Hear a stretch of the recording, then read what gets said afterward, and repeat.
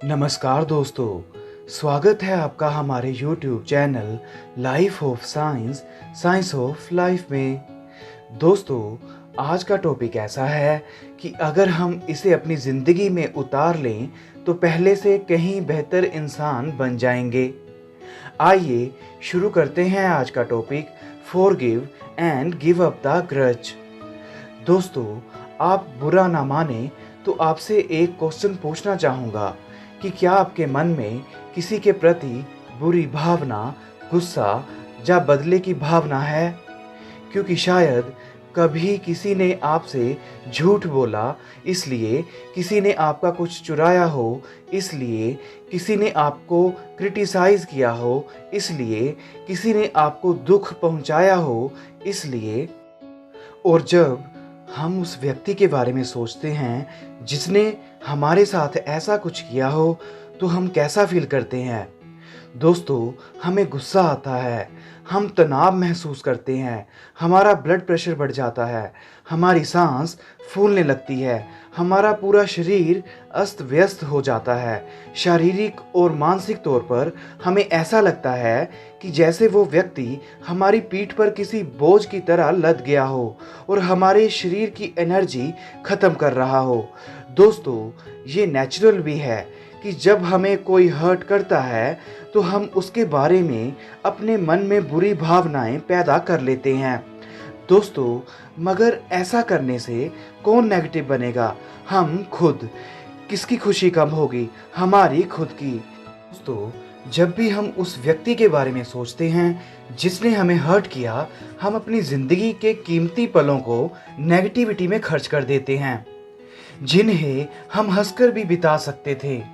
जब हम किसी से नफरत करते हैं तो हम उस व्यक्ति के बारे में बहुत ज़्यादा सोचते हैं और धीरे धीरे हम उस व्यक्ति की तरह रिएक्ट करना शुरू कर देते हैं। क्या हम चाहेंगे कि जिस व्यक्ति को हम पसंद नहीं करते वो हमारे दिल में रहे? बिल्कुल नहीं। तो हमारे दिल में तो वो रहना चाहिए जिससे हम प्यार करते हैं या जो हमें प्यार करता हो। तो अब हमारे दिमाग में क्वेश्चन आएगा कि अगर किसी ने हमें दुख पहुंचाया हो तो हमें क्या करना चाहिए?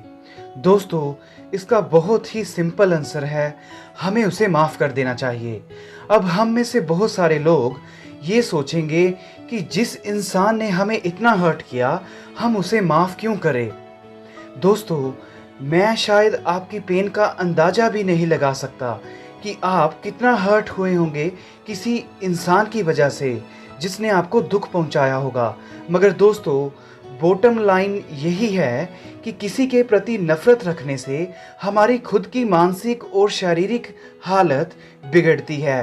Because acid does more harm in which it is stored. दोस्तों, माफ़ करने का ये मतलब नहीं है कि हम उस व्यक्ति की गलत हरकतों को बढ़ावा दे रहे हैं जिसने हमें हर्ट किया।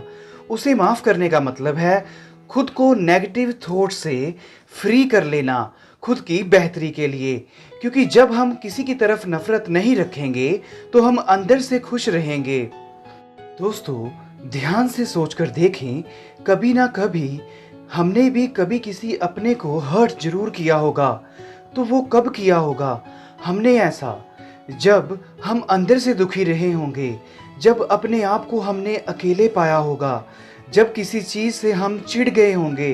तो शायद जिसने हमें हर्ट किया है, चाहे वो कोई हमारा अपना ही है, शायद वो भी अंदर से दुखी रहा होगा या अकेला फील कर रहा होगा।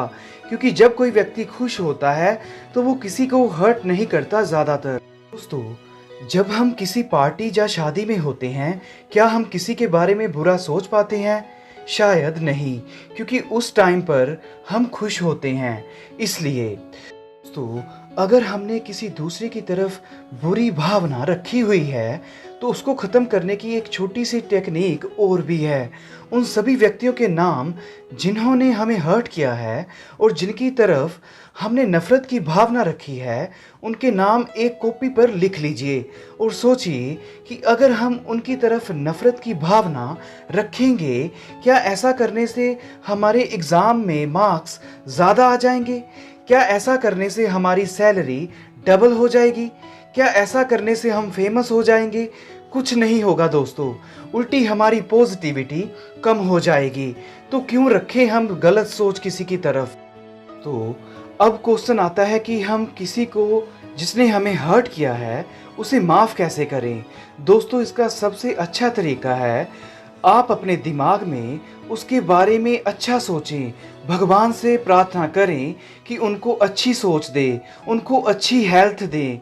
शायद आपको ये तरीका ओड लगे, मगर दोस्तों यही सबसे अच्छा तरीका है, क्योंकि दिमाग में एक ही चीज़ रह सकती है, या तो पॉजिटिव या नेगेटिव। जब हम दूसरे बंदे के बारे में पॉजिटिव सोचेंगे तो नेगेटिव सोच खुद ब खुद गायब हो जाएगी। इसीलिए दोस्तों, चाहे हमें किसी ने हर्ट भी किया हो, हमें उसे माफ़ कर देना चाहिए, क्योंकि इससे हमारे अंदर के भारी भरकम विचार जो कि नेगेटिव हैं और बुरी भावनाएं बाहर निकल जाएंगी, जिससे कि हम हल्के हो जाएंगे। और याद रखिए, हल्की चीज़ें अक्सर ऊपर उठा करती हैं। उम्मीद करता हूं दोस्तों आपको ये टॉपिक अच्छा लगा होगा। मिलते हैं अगले बार नए टॉपिक के साथ। जय हिंद।